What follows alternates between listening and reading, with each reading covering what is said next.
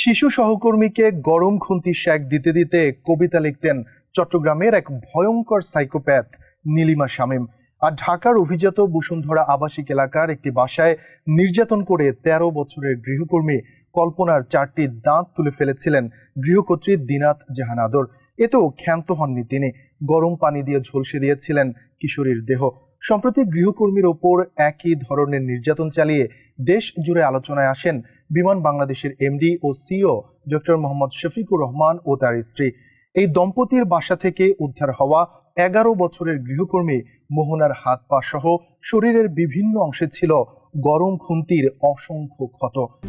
RICL TMX, যুগের পর যুগ স্থাপনা থাকে মজবুত।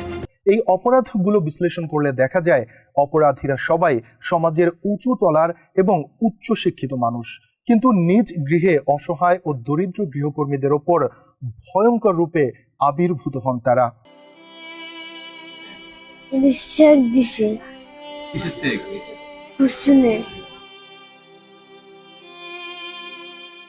গৃহকর্মী নির্যাতনের অভিযোগে বর্তমানে স্ত্রীসহ কারাগারে রয়েছেন বিমানের সাবেক এমডি ডক্টর মোহাম্মদ শফিকুর রহমান। এই ঘটনায় নারী ও শিশু নির্যাতনের আইনে মামলা করেছেন ভুক্তভোগী শিশুর বাবা গোলাম মোস্তফা। মামলার অভিযোগপত্রে বলা হয়, গৃহকর্মীর বাবা গোলাম মোস্তফা একজন হোটেল কর্মচারী। আসামি শফিকুর রহমানের বাসার সিকিউরিটি গার্ড জাহাঙ্গীরের সাথে তার পরিচয়।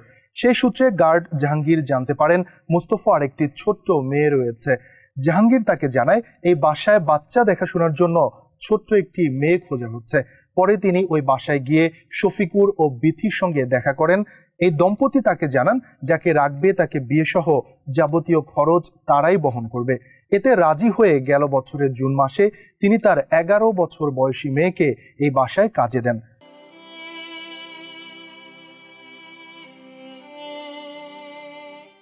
মোস্তফা সর্বশেষ গেল বছরের ২ নভেম্বর ওই বাসায় তিনি সন্তানকে সুস্থ অবস্থায় দেখে আসেন।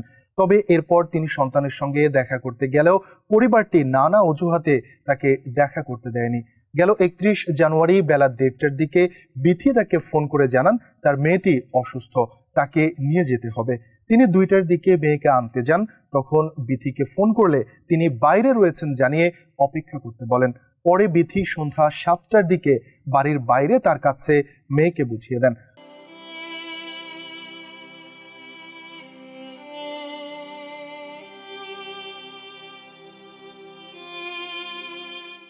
তখন গৃহকর্মী শিশুর বাবা দেখেন তার মেয়ে ২ হাত সহ শরীরের বিভিন্ন স্থানে গুরুতর জখম। মেয়েটি ভালোভাবে কথাও বলতে পারছে না। কিভাবে এমন হলো জানতে চাইলে গৃহকর্ত্রী বিথি কোনো সদুত্তর দিতে পারেননি।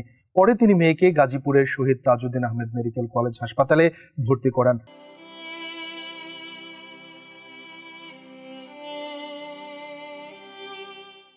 মেয়ে তাকে জানায় গত ২ নভেম্বর তিনি দেখা করে যাওয়ার পর থেকে বিভিন্ন সময়ে কারণে অকারণে শফিকুর রহমান এবং বিথি সহ অজ্ঞাতনামা আসামিরা তাকে মারধর, খুন্তি গরম করে তার শরীরের বিভিন্ন স্থানে ছ্যাঁকা দিয়ে গুরুতর জখম করে।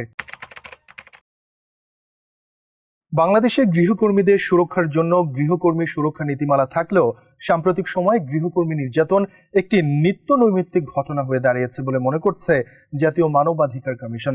সংস্থাটি মনে করছে গৃহকর্মীরা অর্থনৈতিক ও সামাজিকভাবে দুর্বল অবস্থানে থাকায় নির্যাতনে জড়িতদের সাজা হয় না বললেই চলে। ফলে সমাজে গৃহকর্মী নির্যাতনের বিচারহীনতার এক সংস্কৃতি রয়েছে।